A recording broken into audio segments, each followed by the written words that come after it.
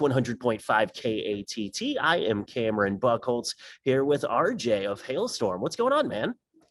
Not much, man. Hey, I have to say congratulations on your brand new Dodge Challenger right behind you. That looks great. Right, yeah. Thanks to David package? Stanley, Chrysler, Jeep, and Dodge.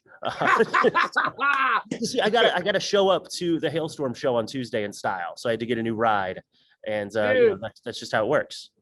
Show up in one of those Dodge Rams, and we'll all just pile in the back and just tailgate.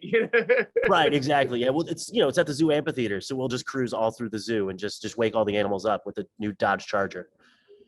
Well, I am a Dodge fan, so good job. I like it. Thanks. You have a nice background singer today, much better than mine. Well, but yeah, no, you guys are playing. You're headlining our KATTFest this Tuesday, which is it's exciting, man. It's been, I think, just over 3 years since you last played Oklahoma City, which I imagine is the longest you've ever been without being here since you guys started coming here. That's very true. The last time we played the Zoo Amphitheater was with Alice Cooper in the summer of 2019, right before the world went crazy. Yeah. So, I mean, without getting too, in the weeds with all of that, how have the last 3 years been for you? Different, touring is different now. We're all trying to be very, very safe and just make sure that we don't have to postpone any dates, so like we're still kind of doing a very bubble-esque type of tour where, we're not hanging out with people at the show. We have to, put meet and greets on hold for a little bit, just to make sure that we can continue to do shows and we don't have to, stop a tour for any reason. So, but it's honestly fine. I mean, we're coming back on tour and playing shows with a whole new, we feel rejuvenated almost completely because we've had the most time off the road, since our first album came out. And we were off the road for like 8-9 months. I think maybe more than that.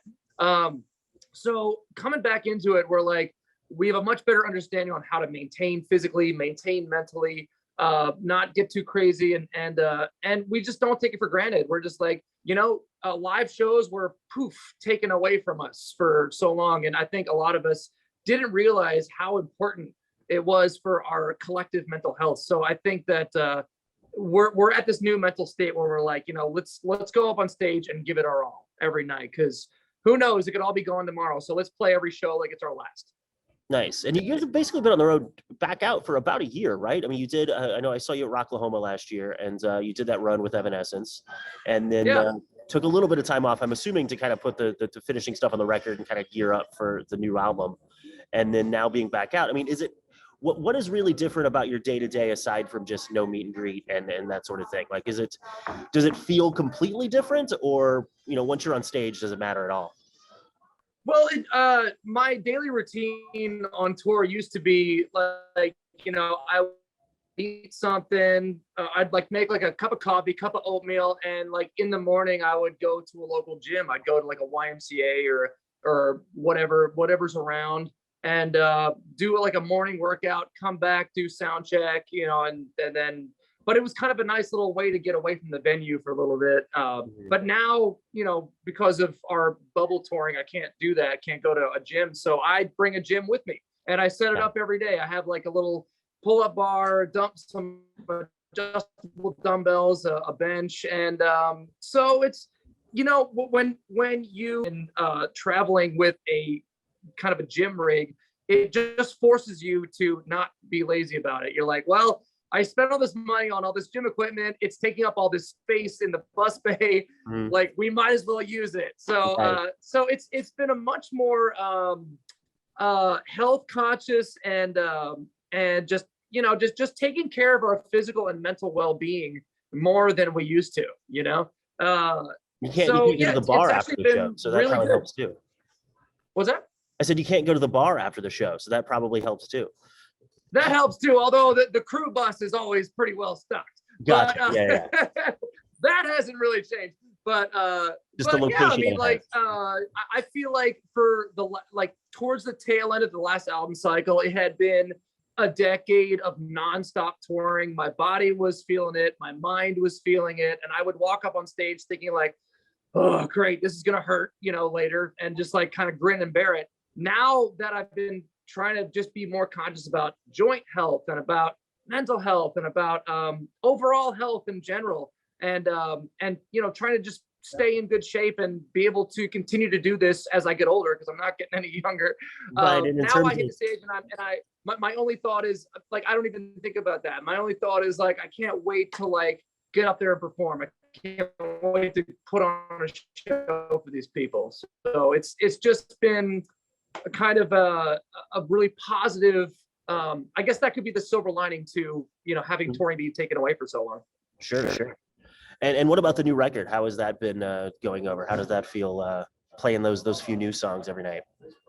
Oh, that's really fun. Anytime we get to play new stuff is, fresh and exciting for us. But I'm really glad that the response has been very positive, because you know how it is when you go to see a band and they're like, hey, we're going to play a new song. And that means let's all go to the bar. Right, yeah.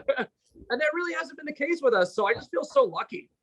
We just have like really amazing fans that are just as passionate about what we're doing as we are. It's really cool. Nice.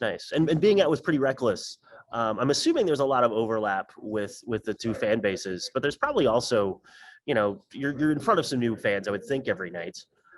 So yeah, you kind of tell, like, oh, can you look out and be like, oh, I bet that's a Taylor Momsen fan that doesn't know us and we got to win her over or whatever.